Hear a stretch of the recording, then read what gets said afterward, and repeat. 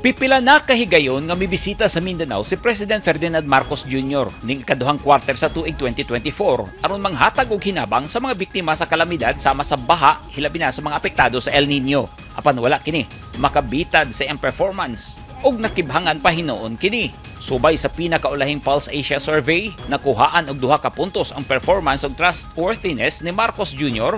gikan sa 55% nga approval ratings niadtong Marso 2024. Nahimo na lang kining 53% karong Hunyo 24, 2024. Gihimo ang survey gikan Hunyo 17 ngadto sa 24 ning tuiga nga adunay 2,400 ka mga respondents sa tibuok Pilipinas.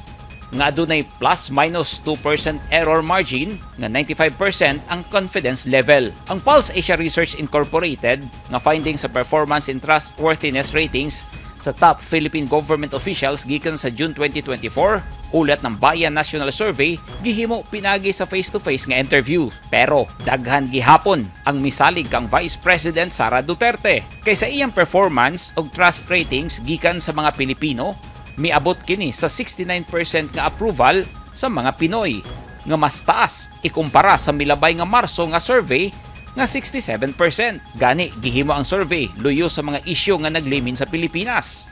Sama sa pag-resign ni VP Sara Duterte sa cabinet ni President Marcos, isip DepEd Secretary o co-Vice Chairperson sa NTF-ELCAC. Paghulip og lider sa Senado, pagsuspende kang Bamban Mayor Alice Guo nga may kalabutan sa Pugo Operation, pag-atake sa Chinese Coast Guard sa mga sailor sa Philippine Navy dito sa West Philippine Sea, pagkalta sa tariff sa imported nga bugas gikan 35% nahimo nilang kining 15%, paglakip sa pagkanta sa Bagong Pilipinas Hymn ug Bagong Pilipinas Pledge sa sinimanang flag ceremony sa mga empleyado sa gobyerno ug bisan sa mga eskwelahan ug uban pa. Upat ka puntos usab ang gisaka sa approval ratings ni House Speaker Ferdinand Martin Romualdez nga 35% gikan sa 31% niadtong milabay nga Marso. Si Romualdez nakatilaw og mga batikos sa mga kritiko tungod sa mga gipanghatag nga hinabang nga nakasulat ang iyang pangalan.